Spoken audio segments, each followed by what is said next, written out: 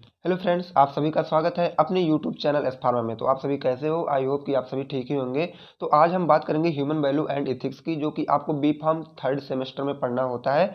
तो यह वीडियो बहुत ही इंपॉर्टेंट हो जाती है, क्योंकि इस वीडियो में हम कवर करेंगे अपना यूनिट नंबर 1 से लेकर यूनिट नंबर 5 तक जितने भी क्वेश्चन शार्ट में बनते हैं वह क्वेश्चन देखेंगे और उसका सोल्यूशन भी साथ में देखते चलेंगे। लगभग यहाँ आपको एक ही वीडियो में मिलेंगे 35 से लेकर 38 क्वेश्चन तक आपको मिलने वाले हैं, जो कि फुल्ली सॉल्व्ड क्वेश्चन आपको मिलेंगे और बिल्कुल इजी लैंग्वेज में। और आपको अगर नोट्स भी चाहिए तो आप विदाउट एनी चार्ज फ्री में आप नोट्स भी डाउनलोड कर सकते हो। अभी मैं बता दूंगा कि आपको नोट्स कहाँ से डाउनलोड करनी है। केवल आपको वीडियो के लास्ट तक बने रहना। जितना भी क्वेश्चन मैं प्रोवाइड कर रहा हूँ आप इजी वे में देख लो, पास होने से कोई नहीं रोकेगा आपको। ठीक, अब देखो यहाँ पे बी फार्म थर्ड सेमेस्टर यहाँ मेंशन ही किया हूँ, यह वीडियो सिर्फ आप सभी के लिए होती है। ठीक, तो हम अपना यूनिट 1 से स्टार्ट करते हैं। तो यूनिट 1 से हमारा जो पहला क्वेश्चन बनता है, what do you mean by values or human values. अगर क्वेश्चन पूछता है वैल्यू किसे बोलते हैं या तो ह्यूमन वैल्यू किसे बोलते हैं, तो बात वही आती है हमारी, human values are the good quality that guide our behaviour. अब देखो ये जो ह्यूमन वैल्यू होता है ये एक गुड क्वालिटी होता है जो कि हमारे व्यवहार को ये बताता है। ठीक, तो फ्रेंड्स थोड़ा आवाज़ में हमारी इशू आ रही होगी, क्योंकि हमें मतलब तबीयत ठीक नहीं, जुकाम हुआ है। तो आप लोग आवाज़ अपने लेवल से मैनेज कर लीजिएगा। अब देखो जो हमारी नेक्स्ट पॉइंट आती है, it help us live with kindness. और जो हमारी ह्यूमन वैल्यू हमें बताती है कि आपको एक दूसरे के साथ दयालुता से रहना चाहिए। पहली बात ये तो सभी को पता है ना यार, हमें मानवता दिखानी चाहिए। हम मानव हैं तो मानवता दिखानी चाहिए। तो हमें दूसरों के साथ क्या है, दयालुता से रहनी चाहिए और अपने से बड़ों का छोटों का सभी का रिस्पेक्ट करना चाहिए और हमें ईमानदारी से रहना चाहिए। दूसरी बात हो गई, अब देखो they are like a moral compass that show us the right way to treat other and our self. ये कह सकते हो तो एक मोरल कंपास है जो कि दूसरे से हमें मतलब ऐसा ये ज्ञान देता है हमें कि अपना और दूसरों के साथ हमें क्या है, अच्छे से रह मतलब मिलजुल के रहना है और हमेशा हमें अच्छे रास्ते मतलब अच्छे मार्ग पे चलना होता है। ठीक है, ये हमारा होता है वैल्यूज या ह्यूमन वैल्यूज। ये छोटा सा डिफिनेशन था जो कि आपके एग्जाम में या 2 मार्क्स का पूछता है। ठीक, अब हम देखते हैं अपना क्वेश्चन नंबर सेकंड। तो क्वेश्चन नंबर सेकंड जो हमारा आता है वह है व्हाट इज नेचुरल एक्सेप्टेंस। अगर ये तो पूछता है कि व्हाट इज नेचुरल एक्सेप्टेंस या तो what do you mean by your natural acceptance and experiential validation. ठीक है, या तो अगर नेचुरल एक्सेप्टेंस पूछे तब भी बात हुई है। अगर क्वेश्चन ये पूछ रहा है what do you mean by your natural acceptance and experiential validation, तो आपको क्या लिख के आना है। सबसे पहले आप बताओगे कि नेचुरल एक्सेप्टेंस क्या होता है। अब नेचुरल माने सभी को पता होता है कि प्राकृतिक होता है। एक्सेप्टेंस मतलब कोई भी चीज़ आप एक्सेप्ट कर रहे हो उसे तो बोला जाता है एक्सेप्टेंस। अब जब आपको मेन मतलब हेडिंग के बारे में पता चल ही जा रही है तो अंदर क्या लिखना है, आप तो यार अब उतने काबिल हो ही चुके हो कि अंदर क्या लिखना है वो तो अपने मतलब बेसिक नॉलेज से यार ही तो ह्यूमन वैल्यू लिख ही सकते हो। केवल आपको क्या थोड़ा थोड़ा यहाँ समझ लेना है, बाकी कंटेंट आप अपने से बना भी सकते हो। मैं हिंदी में भी आपको मतलब पूरा बता दूंगा। Accepting things as they are without complaint or judgment. Natural acceptance क्या होता है, किसी भी चीज़ को आपको एक्सेप्ट करना है बिना किसी कंप्लेन के। ठीक है, और देखो साथ साथ में क्या करना है, जज भी नहीं करना है। जैसे कोई कुछ दे रहा है तो आप तुरंत उसको रिसीव कर लो। जैसे मैं आपको नोट्स दे रहा हूँ तो आप तुरंत नोट्स रिसीव करो। ऐसा ना बोलो कि सर पहले देख ले क्वेश्चन कितना है या कंटेंट कैसा है। ये मतलब जजमेंट नहीं करना है, ना तो कोई आपको कंप्लेन करना है। तुरंत क्या है, विदाउट हेजिटेशन आप उसे रिसीव करो। ये हो जाता है हमारा नेचुरल एक्सेप्टेंस। अब देखो एक्सपीरियंशियल वैलिडेशन क्या होता है, अनुभवात्मक। जैसे सभी लोग नहीं बोलते हैं कि एक्सपीरियंस होल्डर है भाई, वो एक्सपीरियंस होल्डर पर्सन है, वो जल्दी किसी का कुछ मतलब लेता नहीं है बिना चेकआउट किए। तो ये हो जाता है हमारा एक्सपीरियंशियल वैलिडेशन। तो experiential validation is a procedure that includes direct experience of the learning environment and material. किसी भी इन्वायरमेंट और मटेरियल के बारे में कोई भी मतलब पर्सन क्या है, बहुत ही अच्छे से उसको मतलब एक्सपीरियंस हो या तो उस फील्ड में या तो उसके बारे में सारी चीज़ें जानता हो, उसी को बोला जाता है अनुभवात्मक। ठीक है, अब अनुभवात्मक में से अगर मैं हिंदी में बता दे रहा हूँ तो आप इसके अंदर बना के लिख ही सकते हो, बट क्या है कैसे लिखना है आप ये सब देख लो। ठीक है, अब देखो यहाँ पे क्या लिखा गया है, what are the 5 core of a human values. ठीक है, यहाँ पे आपको बताना है कि 5 कोर ह्यूमन वैल्यू के 5 कोर कौन कौन से होते हैं, बिल्कुल आपको यही बता देना है। तो देखो 5 कोर ऑफ ह्यूमन वैल्यू आज फॉलोज। आप लोग भी ऐसे करके अगर लिख के आएंगे तो आपका पहले नंबर पर पेज भरेगा। दूसरी बात क्या है, इंप्रेशन अच्छा बनेगा। तब देखो आप अगर ऐसे लिख के हैं, उसके बाद love truth peace right understanding non violence, ये 5 कोर होते हैं हमारे ह्यूमन वैल्यूज के। ओके, अब हम बात करेंगे क्वेश्चन नंबर 4 के। अब देखो क्वेश्चन नंबर 4 हमारा आता है, what is difference between prosperity and wealth. अगर ऐसा क्वेश्चन पूछता है कि डिफरेंस बताओ प्रॉस्पेरिटी और वेल्थ में, या तो प्रॉस्पेरिटी किसे बोलते हैं उसी पर डायरेक्ट डिस्कस करो, या तो वेल्थ किसे कहते हैं उस पर। तो ये 3 क्वेश्चन का आंसर हम एक ही साथ लेके आ रहे हैं। प्रॉस्पेरिटी क्या होती है, तो अगर वहाँ अलग अलग तरीके से क्वेश्चन पूछता है तो आप डिस्टर्ब ना हो। अब देखो प्रॉस्पेरिटी क्या होती है। प्रॉस्पेरिटी मतलब होता है समृद्धि। अब समृद्धि आप किसे बोलते हो, देखो prosperity means having a good life, जिसकी क्या है, जीवन अच्छा कटे। सभी लोग नहीं बोल रहे हैं भाई आपका जीवन तो बहुत अच्छा कट रहा है ना, तो ये क्या है, वो समृद्ध पर्सन, मतलब गुड लाइफ हो उसकी, विथ एनफ मनी, और रुपए की कोई दिक्कत ना रहे उसके पास, वैसे पैसा वैसा हमेशा उसके पास रहे। और देखो फूड, खाने के लिए बराबर उसे मिलता रहे, शेल्टर, रहने के लिए घर वगैरह अच्छे मिल जाए, और उसके चेहरे पे हमेशा मुस्कान बनी रहे, एंड हैप्पीनेस। ये था प्रॉस्पेरिटी। अगर इतना क्वालिटी किसी के अंदर आ जाए तो वो एक प्रॉस्परस आदमी या पर्सन बन सकता है। It's about being successful and fulfil in life, और वो अपने जीवन में हमेशा क्या, मतलब वो सक्सेस रहता है और हर एक चीज़ से क्या फुलफिल भी होता है, उसे हम बोलते हैं प्रॉस्पेरिटी। अब हम बात करते हैं वेल्थ। वेल्थ मतलब होता है धन। Wealth means having a lot of money. Wealth का मतलब क्या, आपके पास बहुत सारा रुपया पैसा हो, और देखो पोजिशंस हो, ठीक है। स्वामित्व या कब्जा, पोजिशन मतलब होता है स्वामित्व या कब्जा। अब देखो स्वामित्व या कब्जा वर्ड यहाँ क्यों बोला गया, क्योंकि ये ह्यूमन वैल्यू से रिलेटेड है। और दूसरी बात ये, अगर जाहिर सी बात आपके पास ज़्यादा से ज़्यादा रुपया रहेगा तो आपका कुछ मतलब सोर्स भी तो रहेगा पैसे का। तो सोर्स मतलब ज़्यादातर ये होता है बिजनेस का। अब बिजनेस जो आपका मतलब बहुत वाइड में रहेगा तो वही पोजीशन मतलब स्वामित्व या कब्जा आप उसी पे किए रहेंगे। और वैल्यूएबल थिंग्स, ठीक है, ये सब हमारे आते हैं वेल्थ के अंडर में। और फाइनेंशियली आपको स्टेबल रहेंगे, जाहिर सी बात जब आपके पास धन रहेगा तो फाइनेंशियली स्टेबल तो आप हो ही जाएंगे। अब हमारा जो क्वेश्चन नंबर 5 आता है, डिफाइन एसवीडीडी एंड एफएसडीडी। अब देखो ये बहुत ही इंपॉर्टेंट क्वेश्चन हो जाता है, बार बार पूछा गया। आप लोग अगर प्रीवियस ईयर पेपर चेकआउट करोगे तो कई बार क्वेश्चन मिलेगा। अब देखो एसवीडीडी मतलब सुविधा विहीन दुखी दरिद्र, या तो साधन विहीन दुखी दरिद्र आप इसे बोल सकते हो, बात वही होती है। अब देखो पहले हम एसवीडीडी को मतलब वो करते हैं। इट इज स्टैंड फॉर साधन विहीन दुखी दरिद्र। ये जो हमारा एसवीडीडी है वो साधन विहीन दुखी दरिद्र पर ये स्टैंड होता है, मतलब इसका फुल फॉर्म ये होता है। He does not possess material facilities and happiness and feels material deficient unhappy and deprive. अब देखो नाम से आपको पता चल जाएंगे कि सुविधा या साधन विहीन दुखी दरिद्र, जिसके पास साधन या सुविधा ना हो तब वह दुखी दरिद्र रहे, तो ये तो बात मान लो सही है, जायज़ है। भाई उसके पास कोई फैसिलिटी नहीं है तो जाहिर सी बात क्या हुआ, उसके पास थोड़ी सी कमी वगैरह तो जरूर रहेगी, ठीक है। तो इसी के बारे में आपको बना के लिखना है। उसके पास फैसिलिटी कम होगी, हैप्पीनेस भी कम होगा, और वह अपने आप को अच्छा मतलब खुश भी महसूस नहीं करेगा, और अपने आप को हमेशा डिप्रोवाइड वह महसूस करेगा। इसको बोलते हैं एसवीडीडी। और देखो उसी के भाई साहब आते हैं जिनके पास सब चीज़ रहती है, ठीक है। साधन संपन्न दुखी दरिद्र, जब इनके पास हर एक चीज़ है तब भी ये दुखी दरिद्र वाली अपना आदत जो है छोड़ते नहीं है। तो इनके बारे में हमें यहाँ लिखना है। हर एक चीज़ रहेगी तब भी वह अनहैप्पी रहेंगे और डिप्रोवाइड अपने आप को फील करेंगे, ठीक है। ये है एसएसडीडी, ऊपर वाला एसवीडीडी। आप सभी को समझ में आया होगा आई होप। अब हम 6 की क्वेश्चन बात करते हैं। Give the importance of value education. ये जो हम वैल्यू एजुकेशन पढ़ रहे हैं इसका महत्व क्या है, इंपॉर्टेंस क्या है। सबसे पहला क्या है, it helps us to explore our inner happiness. पहली बात तो ये क्या है, अपने अंदर की जो खुशियां हैं, सभी लोग नहीं बोलते कि अंदर की खुशी को जाहिर करो, उसमें ये काम आता है वैल्यू एजुकेशन का। उसके बाद it help us to visualize our goal clearly. और हमारा गोल्स क्या होता है, जैसे आप लोग बी फार्म कर रहे हो, आपको कोई मकसद होगा, फ्यूचर दिख रहा होगा इसमें, तभी तो बी फार्म कर रहे हो।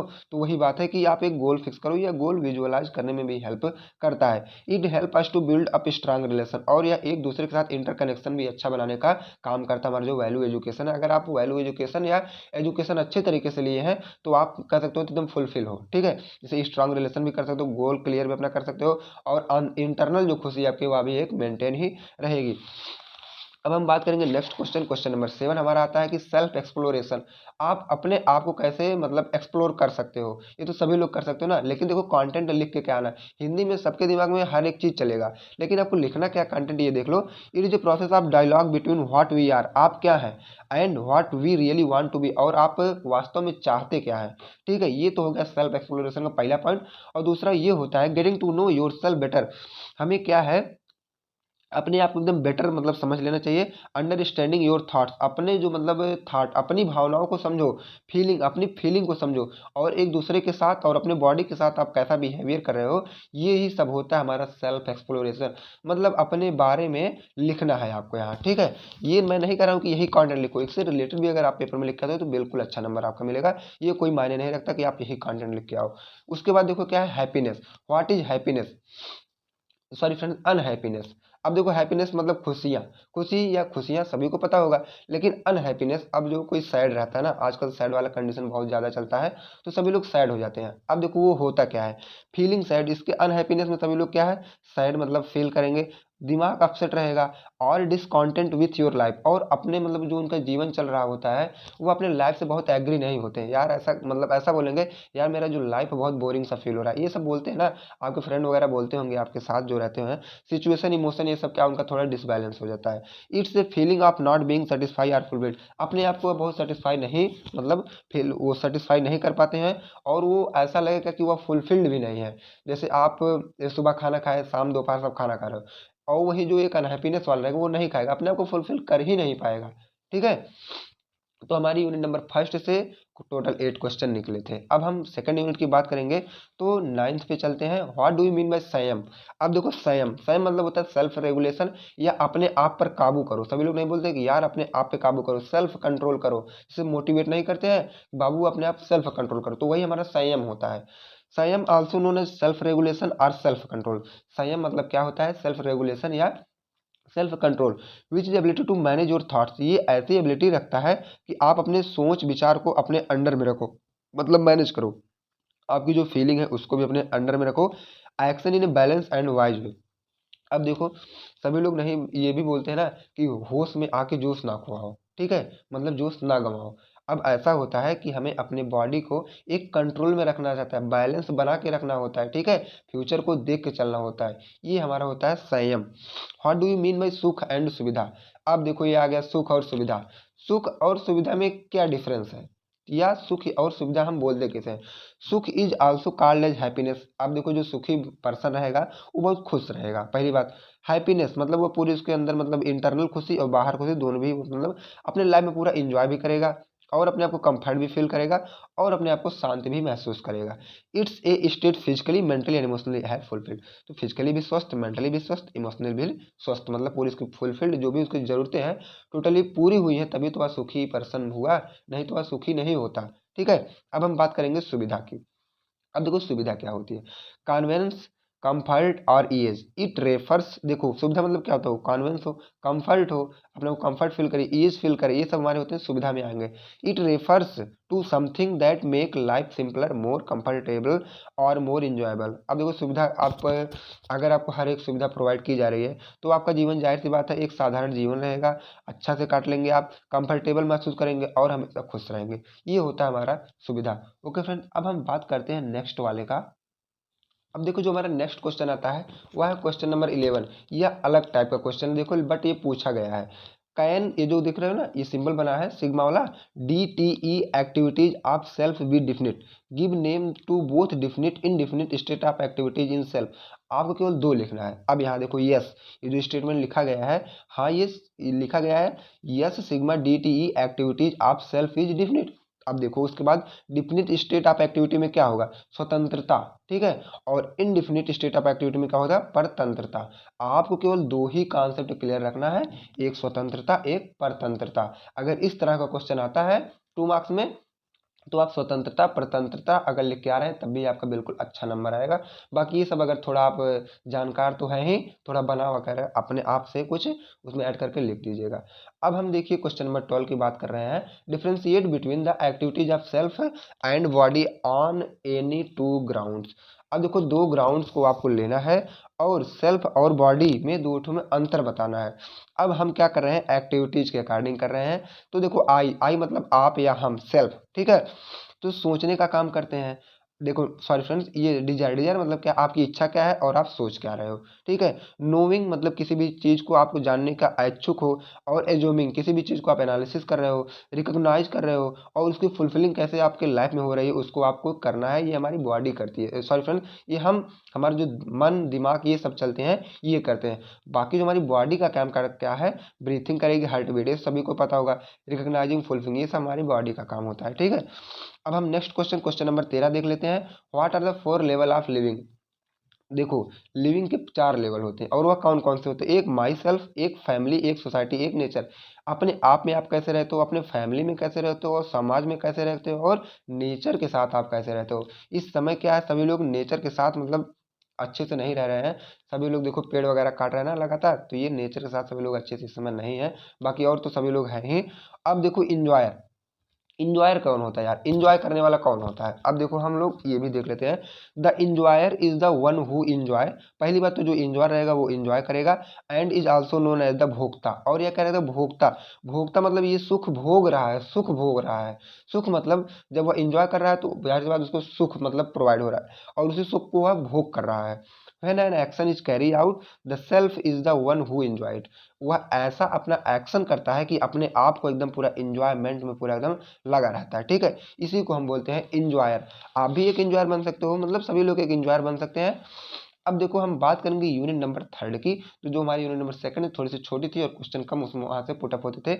अब हम बात करेंगे यूनिट नंबर 3 की, तो हमारा जो इसमें क्वेश्चन आता है, question number 15, explain the relationship between truth and respect. अब देखो ट्रुथ और रिस्पेक्ट के बीच में आपको रिलेशनशिप क्या होती है इसको बता देना है। अब देखो ट्रुथ मतलब क्या होता है, किसी के ऊपर आप भरोसा करना, और रिस्पेक्ट मतलब किसी को इज्जत देना या इज्जत करना या इज्जत पाना, ये सब क्या है, रिस्पेक्ट के अंडर में आएंगे। तो सबसे पहले हम ट्रुथ देखते हैं। Truth and respect are closely connect to each other. देखो जो आपका ट्रुथ और रिस्पेक्ट है ये एक दूसरे से कनेक्ट है, ये आपको भी पता होगा। ठीक है, respect is mutually peaceful situation. आप देखो जो हमारा ये सम्मान, रिस्पेक्ट मतलब आदर सम्मान सम्मान, ये पीसफुल मतलब आप ये शांति, जहाँ एक शांति का माहौल होगा वहीं आपको रिस्पेक्ट देखने को मिलेगा। और यह ज़्यादातर दो लोग के बीच में, दो लोग के बीच, जैसे टीचर स्टूडेंट ज़्यादा देखो ना रिस्पेक्ट करते हैं ना, तो ये होता है हमारा respect. I enjoy being in situation where both party respect one other. वहाँ पे एक पार्टी दूसरे पार्टी का क्या है, ये रिस्पेक्ट करेगी। ठीक है, ये हमारा होता है जनरल लैंग्वेज में रिस्पेक्ट। बहुत कुछ आपको नहीं लिखना है, अपने दिमाग से भी सोच के लिख सकते हो। अब देखो ट्रस्ट, ट्रस्ट मतलब भरोसा क्या होता है। Trust means having confidence.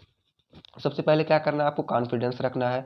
And faith in someone और something, believing they are reliable honest and will act in your best interest. अब देखो ट्रस्ट, ट्रस्ट मतलब भरोसा आप किस पे करते हो, जिसके ऊपर आपको पूरा विश्वास हो और उसको आप रिलेबल कर सकते हो, वह ईमानदार हो, और वह मतलब जो आप बात कहो आपकी बातों में थोड़ा लेके इंटरेस्ट हो ना, उसी के तो ऊपर आप भरोसा करोगे, ये बोलते हैं हम ट्रस्ट इसी को। अब देखो हम क्वेश्चन नंबर 16 की बात करते हैं। Describe the correct priorities of life. Life की करेक्ट प्रियोरिटी क्या होती है। Explain the role of right understanding in brief. अब देखो राइट अंडरस्टैंडिंग का रोल क्या होता है वो हमें ब्रीफ में देखना है। बाकी यह क्वेश्चन जो है लॉन्ग में ही आएगा, और मैं लॉन्ग में कवर भी किया हूँ, मैं नेक्स्ट वाले लेक्चर में इसको बट प्रोवाइड करूंगा। अब देखो करेक्ट प्रियोरिटी ऑफ लाइफ क्या है, सबसे पहले अच्छी अंडरस्टैंडिंग होनी चाहिए। दूसरी बात क्या है, सभी के साथ हमें प्रेम व्यवहार, प्रेम भाव बना के रखना चाहिए। और ट्रूथ हो गया, पीस हो गया, नॉन वायलेंस हो गया। ठीक है, अगर आप ये सब फॉलो करते हैं तो आप क्या एक अच्छे पर्सन कहलाएंगे। The right understanding will enable us to work out our requirements for physical facility. Physical facility जो मतलब इनेबल करवाती है हमारी ना, उसी को आप राइट अंडरस्टैंडिंग भी बोल, मतलब अच्छी समझ आप कैसे बोलोगे, जिसके पास हर एक चीज़ मतलब अच्छे से कोई भी वर्क दिया जाए कर लो, उसको एनालिसिस करो, हाँ काम अच्छा है कि नहीं, ये सब क्या है राइट अंडरस्टैंडिंग, अच्छी समझ। अब देखो right the element of justice, justice का एलिमेंट आपको बताना है। तो देखो मेनली 4 एलिमेंट होते हैं, जैसे recognization of value, fulfillment, evaluation और म्यूचुअल हैप्पीनेस। ये हमारे 4 होते हैं जस्टिस के एलिमेंट। ठीक है, अब हम बात करेंगे क्वेश्चन नंबर 18 की। तो क्वेश्चन नंबर 18 जो हमारा आता है, व्हाट इज कॉम्पिटेंस। ओके, तो what is competence means competence क्या होता है। Competence is the ability to perform a specific task, skill, knowledge. मतलब देखो योग्यता, जैसे हिंदी में लिखा गया है योग्यता, आप योग्य पर्सन किसे बोलते हो, जिसके पास कुछ करने का तरीका हो, ज्ञान हो, और एक स्पेसिफिक फील्ड में वह अपना पूरा एक्टिव रहे, उसी को तो हम बोलते हैं योग्य पर्सन। तो यही योग्यता हम किसे बोलते हैं। तो ये एबिलिटी होती है जैसे स्पेसिफिक टास्क करने की जिस पर्सन के अंदर, और उसके अंदर कुछ स्किल होते और उसका क्या है एक अच्छा नॉलेज भी हो, उसको हम बोलते हैं कॉम्पिटेंस वाले person. It about being capable and proficient in what you do. अब देखो वो क्या करता है, उसके अंदर क्या क्वालिटी है, क्या पर्सनालिटी है, ये सब हम लोग क्या है जज करते हैं, उसके अंदर एनालाइज करते हैं, और हम उसे बोल देते हैं कॉम्पिटेंस। ठीक है, तो बहुत छोटी डेफिनेशन थी कॉम्पिटेंस की। तो योग्यता आप हिंदी में समझो, अगर आप आ जाता है तो आप लिख के आइएगा। अब क्वेश्चन नंबर 20 की हम बात करें, तो अनडिवाइडेड सोसाइटी हम किसे बोलते हैं। अगर आ जाए कि राइट द मतलब राइट नोट अनडिवाइडेड सोसाइटी या इलुस्ट्रेट अनडिवाइडेड सोसाइटी, तो बात आप अनडिवाइडेड सोसाइटी ही लिख के आइएगा, डिस्टर्ब ना होइएगा। ठीक है, क्योंकि क्वेश्चन पूछने का तरीका कभी कभी चेंज भी हो सकता है, बाकी टॉपिक तो यही रहेगी। एक community our nation where people are united, harmonious and inclusive without division. अब देखो अनडिवाइडेड सोसाइटी मतलब विदाउट डिवीजन, बिना बंटवारा किए कोई भी, और तालमेल बना के मतलब हारमोनियस और इंक्लूसिव भी होते हैं। ये कौन होते हैं? सोसाइटी के लोग, मतलब आपस में डिवाइडेशन ना करें, तालमेल बना के रहें एक दूसरे के साथ, उसी को तो हम तो बोलेंगे अनडिवाइडेड सोसाइटी। अब देखो, और barriers based on factor like caste, creed, colour, religion and social status. अब ये जो caste, creed, colour, religion, social status है, ये सबका भेदभाव ना रखते हुए अच्छे से एक सोसाइटी को बना के रखे, उन्हीं को बोला जाता है अनडिवाइडेड सोसाइटी। मतलब क्या है? अविभाजित समाज। ठीक है। अब देखो, what are the problem with relationship today. आजकल के रिलेशनशिप में कौन सी प्रॉब्लम बहुत ज़्यादा देखने को आपको मिल रही है, या भी देख लो। जैसे आजकल के रिलेशनशिप क्या है, कुछ ही समय के लिए चल रही है ना, तो देखो क्या प्रॉब्लम आ जाती है, जो लोग दूर हो जाते हैं। Recognising connection now A days based on outward appearance. अब देखो, अगर आप किसी के साथ एक इंटर कनेक्शन या बॉन्ड बना रहे हो, तो टूटने का रीज़न क्या होता है? सबसे पहले क्या है, आपको अपीयरेंस पे नहीं जाना है। ठीक है। उसका आप क्वालिटीज़ देखो, पर्सनालिटी देखो, मतलब और भी उसका मतलब वो आपके साथ कैसा व्यवहार कर रहा है, आप ये सब देखो। And the exchange of material commodities is problematic. ठीक है। और देखो, कुछ मतलब वस्तुएं होती हैं, जैसे यहाँ पे तो आपको ह्यूमन वैल्यू से रिलेटेड देखना है। मान लो अब रिलेशनशिप टूट रहा है, जैसे आप किसी से कुछ, मान लो यहाँ सीधे सीधे लिखा गया पैसा। ठीक है। अब आप किसी पर्सन को पैसा दिए, अब वो पैसा देने में बहुत समय लगा रहा है, आपका पैसा नहीं दे रहा है, तो क्या है, वहाँ से आपका रिलेशनशिप तुरंत टूट जाएगा। यार ये मेरा पैसा ले रहा है, दे नहीं रहा है, आपको उसके प्रति क्या है, गुस्सा है, रिलेशनशिप टूटेगी वहाँ पे। ठीक है। तो यही सब रीज़न हो जाता है आजकल जो रिलेशनशिप इतनी टूट रही है। ठीक है। तो मतलब ये पैसा के मैं एग्जाम्पल दिया, कोई भी थिंग्स हो सकती है, मतलब वस्तु, तो आपको अपना एग्जाम्पल अपने अकॉर्डिंग करेगा। अब देखो, यूनिट नंबर 5 है कि डिफाइन एग्जिस्टेंस। एग्जिस्टेंस हम किसे बोलते हैं?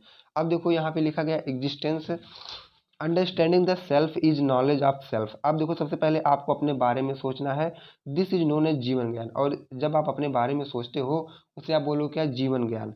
Understanding the knowledge of existence is the knowledge of. अब देखो, अगर आप नॉलेज ऑफ एग्जिस्टेंस के अंडर में आते हो, तो अस्तित्व और मानवता को भी आपको रखना है। जब जीवन ज्ञान, अस्तित्व, मानवता तीनों को आप कंपोज करोगे, तब जाके हमारा क्या बनेगा? एग्जिस्टेंस। ठीक है। These three knowledge put together, तीनों नॉलेज को आप इकट्ठा करो, फॉर्म्स द राइट अंडरस्टैंडिंग। जब तीनों नॉलेज इकट्ठा होंगे, तो आपके अंदर एक अच्छी समझ आएगी, और वही हमारी एग्जिस्टेंस कहलाएगी। ठीक है। अब हम बात करेंगे नेक्स्ट क्वेश्चन की, क्वेश्चन नंबर 23। तो 23 क्वेश्चन आता है, एलेबोरेट द मीनिंग ऑफ स्वत्व। स्वत्व मतलब होता है इनहेंसनेस। अब देखो, स्वत्व, स्वत्व मतलब क्या है? सब चीज अपना ही रहे। ठीक है। उसी को बोला जाता है स्वत्व। अब देखो, सेल्फ ऑनरशिप, आप अपना मालिक स्वयं रहो। इंडिविजुअलिटी और ऑटोनॉमी, आपको ऐसा सब नहीं करना है। ठीक है। मतलब अपना मालिक, मतलब स्वयं रहो। और किसी का मतलब, जैसे कोई आपको बोल दिया है मतलब यहाँ से वहाँ चल जाओ, तो उसकी बात तो मतलब अगर वो सही बोले तभी आपको मानना है। अगर वो गलत बोले, जैसे एक नहीं होता गुलाम, तो किसी का वो गुलाम नहीं बनना है। सबसे बड़ी बात तो ये है, ये होता है इंडिविजुअलिटी और एटोनॉमी में। ठीक। It refers to having control over one's life. इसमें आपको अपने, जो आपकी लाइफ होती है, आप ही को कंट्रोल करना होता है, और एक अच्छे तरीके से अपनी लाइफ को आप मैनेज करना। ठीक है। थॉट्स, आपकी थॉट्स क्या है, आप ही को मैनेज करना है। आप क्या करते हो, एक्शन आप ही को मैनेज करना है। And being free to make choices. और जब आप फ्री रहो, या तो फ्री मतलब बहुत से पर्सन ऐसे होते हैं बहुत व्यस्त रहते हैं, तो उनकी चॉइसेस कुछ अलग अलग हो जाती हैं। ये भी अपनी चॉइस को आप कंट्रोल करो। ठीक है। ये सब होते हैं हमारे स्वत्व में। अब बात करेंगे हार्मनी इन नेचर, बिल्कुल फेमस क्वेश्चन जो कि बार बार पूछा जाता है। डिफाइन हार्मनी इन नेचर, हमें नेचर के साथ कैसा तालमेल रखना चाहिए। इसको तो मैं समझाने की जरूरत नहीं, आप लोग चेकआउट या रीड आउट कर सकते हो। A state of balance, stability and coherence within the natural world. आपको क्या है? बैलेंस और स्टेबिलिटी, कोहेरेंस बना के रखना है अपने नेचुरल मतलब प्राकृतिक संसार से। Where all living things from, जिसमें क्या कहेंगे हमारे प्लांट से animal coexist and interact with natural benefit sustainable. अब देखो, कहीं ना कहीं एक दूसरे के ऊपर ही डिपेंड होता है। अगर पौधे ना होते तो प्लांट वो नहीं होता, एनिमल नहीं होता। अब देखो, कुछ एनिमल को ही आदमी लोग भी तो खाते हैं, जैसे चिकन वगैरह हो गया ना, एनिमल को ही खा रहे हैं, तो कहीं ना कहीं एक दूसरे से रिलेटेड ही है। तो हमें नेचर के साथ भी हार्मोनी बना के रखनी चाहिए, ये वही होता है। What do you mean by coexistence? Coexistence मतलब आप क्या समझते हो? It is the state in which two or more groups live together. Coexistence मतलब होता है साथ साथ रहना। जब एक या एक से अधिक ग्रुप साथ साथ रहे, तो उसे हम बोलते हैं कोएग्जिस्टेंस। ठीक है। The parties involve establish a relationship where they can live non violently.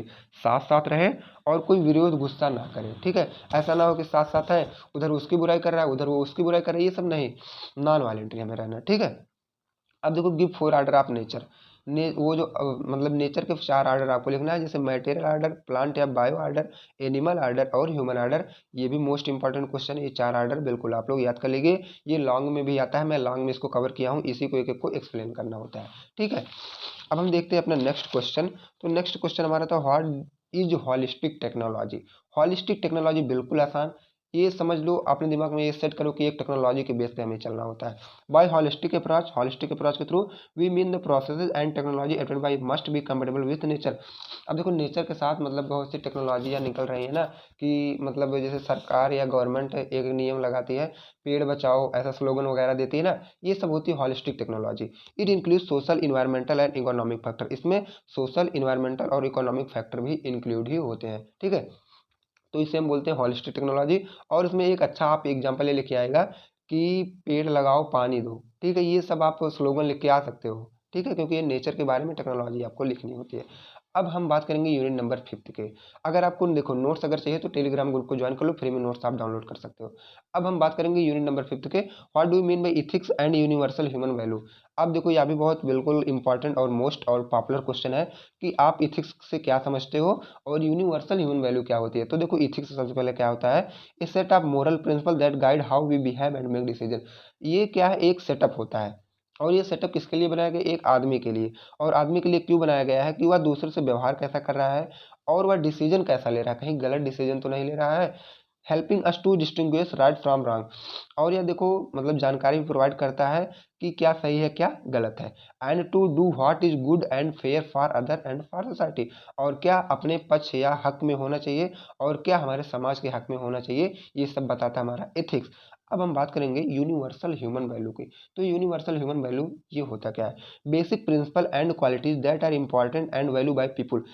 लोगों के लिए देखो बहुत से मतलब बेसिक प्रिंसिपल होते हैं, उसमें क्या क्वालिटी वगैरह होते हैं ना, ये वैल्यू हो जाते हैं, मतलब जरूर हो जाते हैं लोग के लिए, जो कि हमारे वर्ल्ड में चारों तरफ ये आपको देखने को मिलेगा, regardless of their culture, religion और बैकग्राउंड। और किससे रिलेटेड है ये सब, आपके कल्चर से, रिलीजन से, और आपका बैकग्राउंड कैसा है, ये सबसे ये रिलेटेड होता है। These values include thing like respect, इस वैल्यू में क्या क्या आपका होता है, रिस्पेक्ट, काइंडनेस, फेयरनेस, ऑनेस्टी और कंपैशन, ठीक है। ये हमारा है यूनिवर्सल ह्यूमन वैल्यू।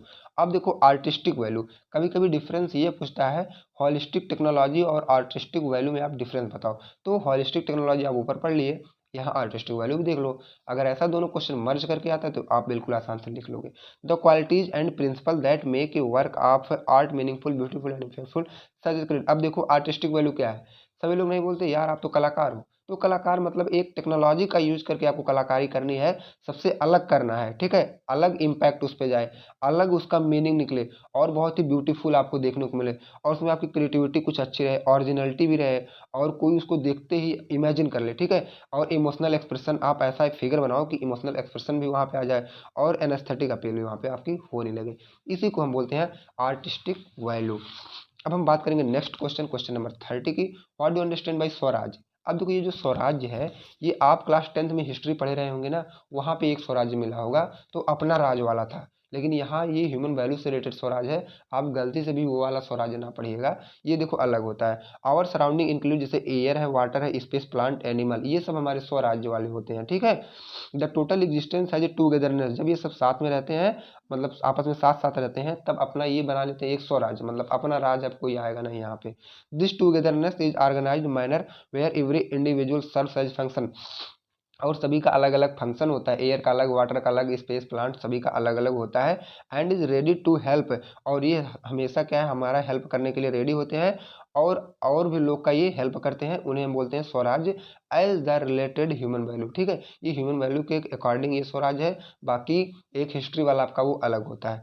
अब हम बात करेंगे क्वेश्चन नंबर 31 का, what are the 5 values which help human being to live life in harmony.